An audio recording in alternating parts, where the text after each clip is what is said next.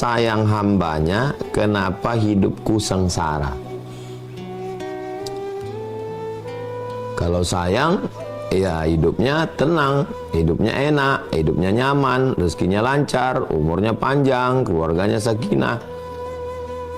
Tapi kita yang katanya disayang Allah, sudah sholat, sudah tobat, sudah tinggal maksiat, sudah resign dari bank konvensional, sudah berhenti dari nyabu, kok hidupnya sengsara, bertolak belakang.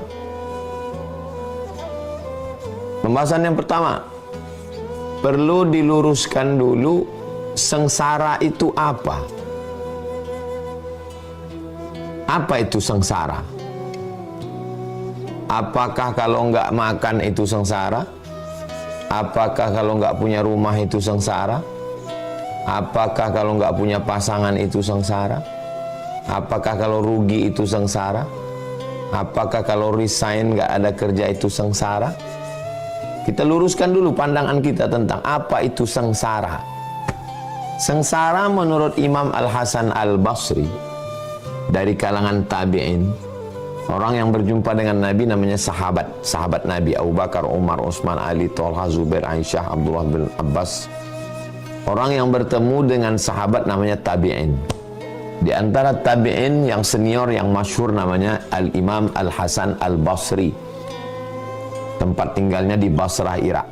Kata Imam Al-Hasan Al-Basri, orang yang sengsara itu 4. Pertama, hatinya keras. Yang kedua, air matanya kering, susah nangis.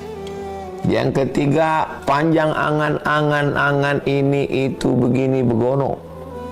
Yang keempat, ambisi dunianya kuat. Itulah orang yang sengsara. Oke.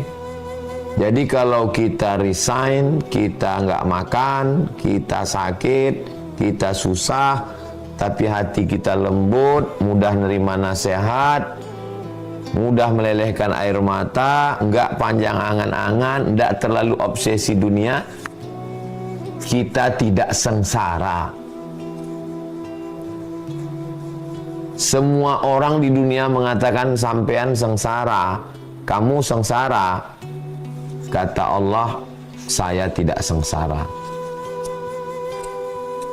Saya mau mengajak kita keluar dari kotak sempit yang membagi manusia 2. Kalau tempat tidurnya sutra, bahagia.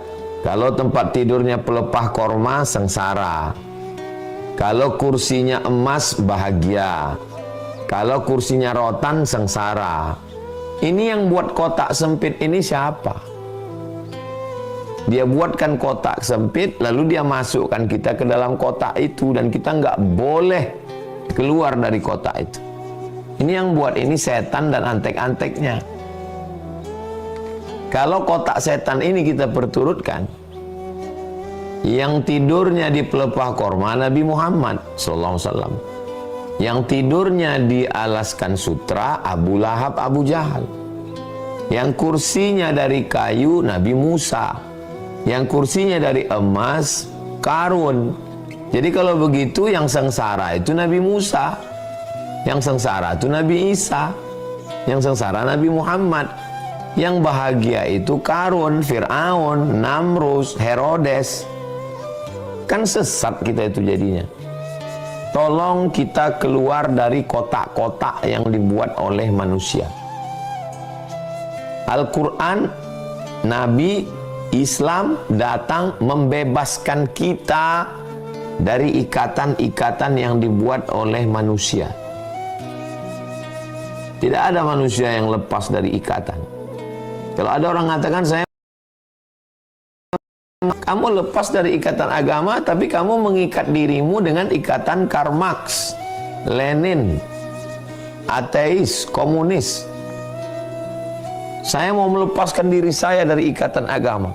Kamu lepaskan diri kamu dari ikatan hukum Islam, tapi kamu diikat oleh hukum konvensional, diikat oleh hukum Belanda.